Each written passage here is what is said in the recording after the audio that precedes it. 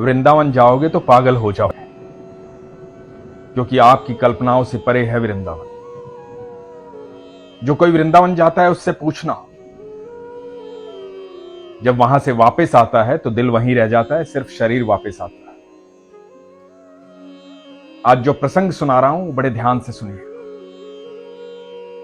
हम सब ने सुना है कि कल्पतरु होता है एक ऐसा वृक्ष जिसके नीचे बैठते हैं और सारी कल्पनाएं पूरी हो जाती हैं। ऐसा ही है मेरे ठाकुर जी का मंदिर। आप जो सोच भी नहीं सकते वो हो जाता है वहां। इस प्रसंग को ध्यान से सुनिएगा। गोपाल गिल अमृतसर के रहने वाले। बहुत साल पहले की बात है। अमृतसर में एक कपड़े के व्यापारी थे गोपाल गिल। बहुत ही धनी थे, इतनी संपत्ति थी कि उनको खुद अंदाजा नहीं था कि कितनी संपत्ति है उनके पास। लेकिन उनका स्वभाव अद्भुत था। बहुत धार्मिक अनुष्ठान करते, गरीब कन्याओं का विवाह करवाते, बहुत दान देते, विद्यालय, अस्पताल, पता नहीं क्या क्या खुलवाया था उन्होंने। बहुत ही धनी व्यक्ति थे, स्वभाव के भी धनी और धन से भी धनी। वैसी ही उनकी खूबसूरत पत्नी थी चंद्रावली। दोनों ही पति पत्नी बहुत दयालु थे, बहुत दयावान थे। कहीं भी कोई भी गरीब व्यक्ति दिख जाता तो बस अपनी भावना, अपना प्रेम, अपना धन उड़ेल देते थे वहां। चाहते थे कि कोई गरीब ना रहे, चाहते थे सब प्रेम से रहें, सब खुशियों से रहें। और ईश्वर ने दिया भी बहुत था, बहुत दिया था। उनके आसपास के सब लोग सोचते थे कि धरती पर सबसे सुखी जोड़ा जो है वो गोपाल गिल का और चंद्रावली जी का है। इतना सुखी तो इस धरती पर कोई हो भी नहीं सकता। सब कुछ होते हुए बस एक चीज नहीं थी, वो थी संतान। संतान के लिए दुखी रहते थे। चंद्रावली बड़ा रोती थी जब भी किसी बच्चे को देखती थी। सोचती थी कि मेरा भी एक बच्चा हो, मेरी भी एक संतान हो। गोपाल गिल सोचते थे ईश्वर ने अथाह संपत्ति दी है पर उसका वारिस नहीं दी।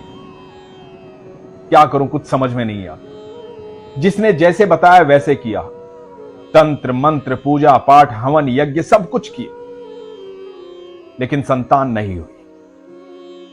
जन्म और मृत्यु तो ईश्वर के हाथ में है। जब तक उसकी इच्छा नहीं होती कोई भी आत्मा धरती पर आ नहीं सकती और कोई भी आत्मा धरती से जा नहीं सकती। गिल दंपत्ति की उम्र बढ़ने लगी थी, अब आस भी छोड़ दी थी। अब लगने लगा था कि कोई संतान होगी भी नहीं। तो सोचा कि तीर्थ यात्रा करते हैं, भगवान के दर्शन करते हैं, मंदिरों में जाते हैं। तो हरिद्वार गए, ऋषिकेश गए, प्रयाग गए, काशी गए और ऐसे ही घूमते घूमते पहुंचे हमारे ठाकुर की नगरी वृंदावन। जब वृंदावन पहुंचे तो फाग का महीना था, फागुन का महीना था। वहां होली का माहौल था कि एकमात्र वो स्थान ऐसा है जहां सिर्फ इंसान होली नहीं खेलते, सब देवी देवता भी होली खेलते हैं। हमारे ठाकुर जी होली खेलते हैं, हमारी राधा रानी होली खेलती। जब रंगों में सरोबार वृंदावन को देखा तो गिल दंपत्ति मोहित हो गया, भाव विभोर हो गया। ऐसा कभी सोचा भी नहीं था। दर्शन करने गए, राधा वल्लभ, राधा रमन, निधिवन, गोविंद देव जी, हर जगह दर्शन करने के बाद पहुंचे हमारे ठाकुर जी के मंदिर में, बिहारी जी के मंदिर में। जब बिहारी जी के मंदिर में गए और बिहारी जी को देखा तो बस देखते रह गए। जब भी कोई बिहारी जी को देखता है बस देखता ही रह जाता है। बिहारी जी भी सबको उतने ही प्रेम से निहारते हैं। जब बिहारी जी को देख रहे थे, वहां का माहौल देख रहे थे, तो देख रहे थे कि कैसे गोस्वामी जी भक्तों पर पानी की पिचकारी से पानी डाल रहे हैं और भक्त ऐसे झूम रहे हैं, ऐसे स्नान कर रहे हैं जैसे बिहारी जी जल डाल रहे हैं। देख रहे थे दूसरे गोस्वामी जी गुलाल उड़ा रहे हैं और गुलाल के बादल बनते जा रहे हैं। सब कुछ रंगीन था। हमारे ठाकुर जी को देख करके भाव विभोर हो गए। ऐसा अद्भुत दृश्य कभी भी नहीं देखा था। कहीं कोई फाग के राग गा रहा था, कोई नृत्य कर रहा था, कोई गुलाल में सरोबार था, कहीं जल से कोई नहाया हुआ था। सब मग्न थे, सब खुश थे, ठाकुर जी की भक्ति में लीन थे। जोर से जय जयकार लग रही थी, बाके बिहारी लाल की जय, बाके बिहारी लाल की जय, बाके बिहारी लाल की जय। गिल दंपत्ति देखता रह गया। काफी अरसे बाद पहली बार उन्हें एहसास हुआ कि जीवन में कोई कष्ट नहीं है, क्योंकि आज पहली बार उन्हें एहसास हो रहा था कि वो धरती पर नहीं है। यहां आने के बाद किसी को किसी चीज की आवश्यकता नहीं होती। जब बिहारी जी मिल जाते हैं तो सारा संसार मिल जाता है, अनंत ब्रह्मांड मिल जाता है। ऐसा ही महसूस कर रहा था गिल दंपत्ति। मन में पहली बार खुशी दौड़ी थी। इतने में एक व्यक्ति आया, रंग में डूबा हुआ, गुलाल से ढका हुआ चेहरा, आकर के गोपाल गिल जी को अपनी बाहों में भर लिया। गोपाल गिल जी एकदम हैरान हुए। जब वो व्यक्ति पीछे हटा, उसने कहा कि गिल साहब, पहचाना मुझे? तो गोपाल जी बोले, अरे चंद्रमोहन जी, आप कब आए और कौन कौन आया है? चंद्रमोहन जी ने कहा कि सब लोग आए, पूरी मंडली आई है। आपको देखकर अच्छा लगा। मैं यहां गोस्वामी जी के पास रुका हुआ हूं, मंदिर के पीछे ही घर है। आपको गोस्वामी जी से मिलवाता हूं। अद्भुत व्यक्तित्व है, कमाल का तेज है उनके चेहरे पर। आप मिलोगे, दिल प्रसन्न हो जाएगा। जो मुख से निकाल देते हैं वही पूरा हो जाता है। एक बार मिल लीजिए। गिल साहब ने कहा कि मुझे जरूर मिलना है उनसे, मुझे भी अपने मन की बात रखनी है। तो गिल साहब और उनकी पत्नी चंद्रमोहन जी के साथ गोस्वामी जी के घर गए। जब गोस्वामी जी के घर पहुंचे तो वहां विग्रह देखा संत हरिदास जी का। गोस्वामी जी ने हरिदास जी के बारे में बताया कि किस तरह अपनी संगीत साधना से भगवान को प्रकट किया था उन्होंने, कैसे बाके बिहारी आए थे। सुनकर गिल दंपत्ति भाव विभोर हो गया। गिल दंपत्ति ने गोस्वामी जी से कहा कि जीवन में सारा सुख है ईश्वर का दिया हुआ, सिर्फ एक सुख नहीं है, हमारे पास कोई संतान नहीं है, कोई वारिस नहीं है हमारा। इसी बात से बहुत दुखी और उम्र निकलती जा रही है। गोस्वामी जी ने कहा कि कोई बात, आपको नहीं पता आप कहां आए हैं। हमारे ठाकुर जी जो हैं वो कल्पतरु हैं। जो भी व्यक्ति कल्पना करता है वैसा ही हो जाता है। अनंत ब्रह्मांड के मालिक हैं हमारे ठाकुर जी। आप आज यहां आए हैं, आपने इच्छा रखी है, तो जब अगले साल आएंगे तो अपनी संतान के साथ आएंगे। बस ये बात सुननी थी। गोपाल गिल जी और उनकी पत्नी दोनों की आंखें अश्रुओं से भर आई।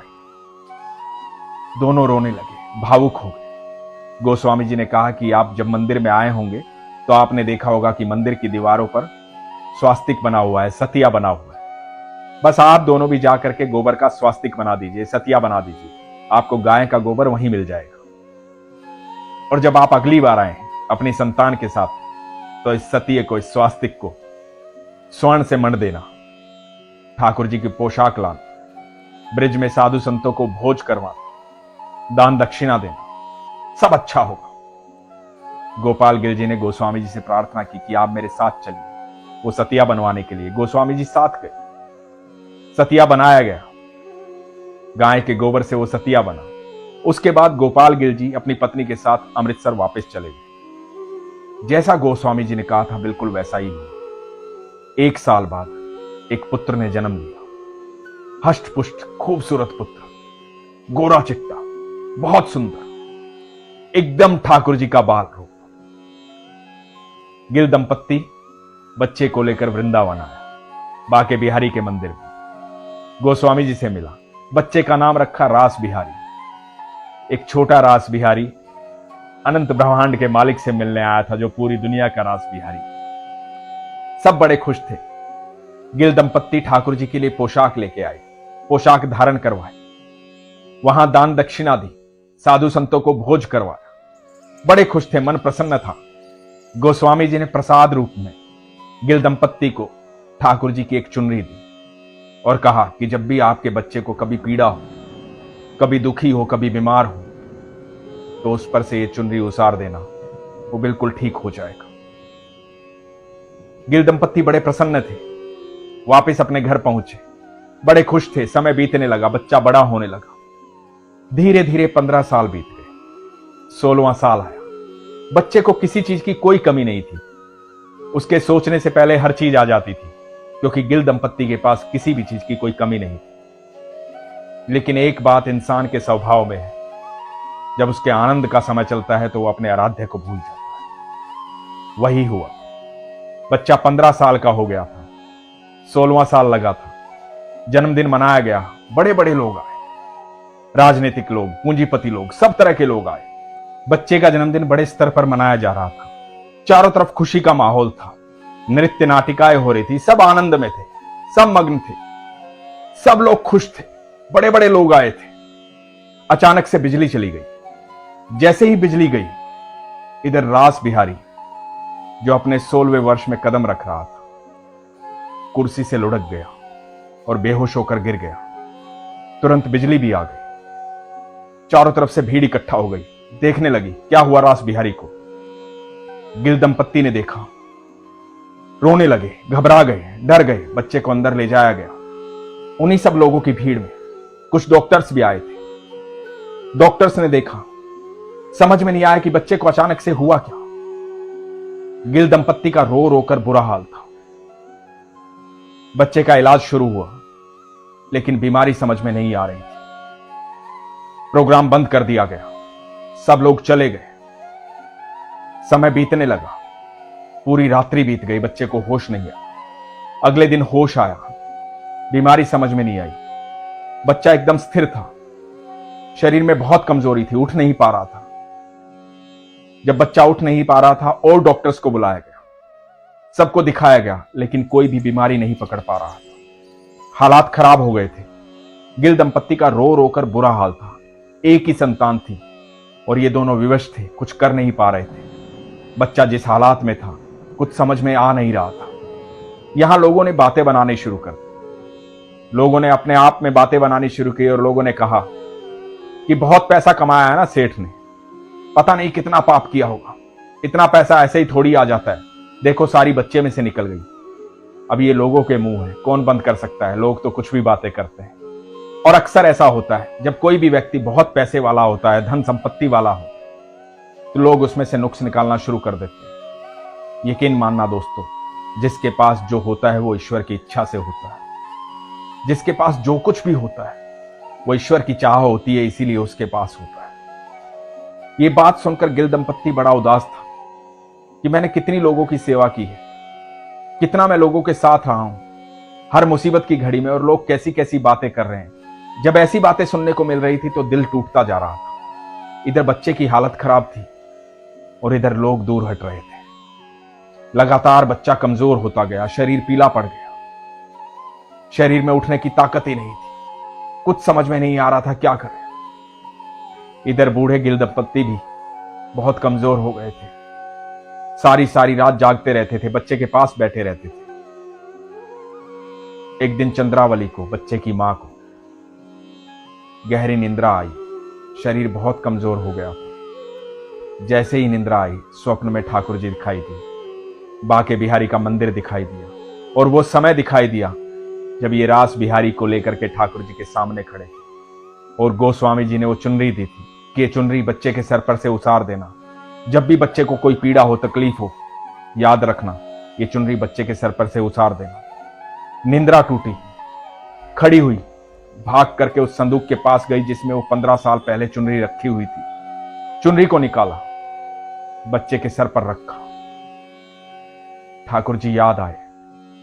गिल दंपत्ति लगातार बोलता रहा, बाके बिहारी लाल की जय, बाके बिहारी लाल की जय, बाके बिहारी लाल की जय, बाके बिहारी लाल की जय। दिन रात बस एक ही बात, बाके बिहारी लाल की जय, हे ठाकुर जी, हे ठाकुर जी, हे मेरे बाके बिहारी, हे मेरे बाके बिहारी।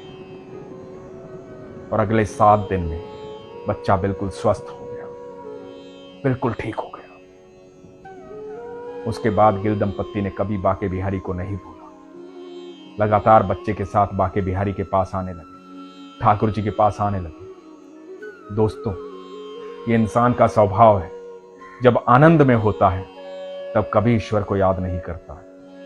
सच्चा भक्त वही होता है, सच्चा प्रेमी वही होता है जब सुख और दुख उस पर कोई प्रभाव नहीं डालते हैं। ठाकुर जी हमेशा कहते हैं, सुख दुख तो आना जाना है, मैं हमेशा तुम्हारे साथ रहता हूं, तुम मेरे साथ रह, सुख दुख तो आता जाता रहेगा। आज के बाद हमेशा याद रखें, जब भी आप ठाकुर जी के दर्शन करने जाते हैं, जब भी आप किसी मंदिर में जाते हैं, आपको प्रसाद स्वरूप वहां से चुनरी मिलती है, वो ठाकुर जी की ऊर्जा है। उसका सही समय पर इस्तेमाल करें। ठाकुर जी का प्रसाद है, वो आशीर्वाद है उनका। और हमेशा एक बात का ध्यान रखें कि ईश्वर ही सत्य है, ईश्वर ही आपके साथ है, चाहे दुख आए चाहे सुख आए, सिर्फ ईश्वर ही आपके साथ रहेंगे। कितना भी आनंद आए, ईश्वर को कभी ना भूलें, क्योंकि ईश्वर आपको कभी नहीं भूलता है। इसलिए हमेशा कहता हूं, अपने विश्वास को मजबूत रखें, अपना ख्याल रखें। हरे कृष्ण।